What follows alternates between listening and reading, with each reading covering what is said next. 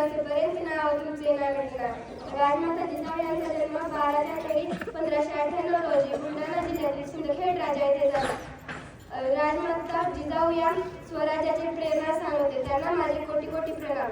जाता जाता एवढंच बोलते की स्वराज्याच्या ज्यांनी घडविला विधाता, स्वराज्याच्या ज्यांनी घडविला विधाता, तीच स्वराज्य जननी जिजाऊ माता, तीच स्वराज्य जननी जिजाऊ माता.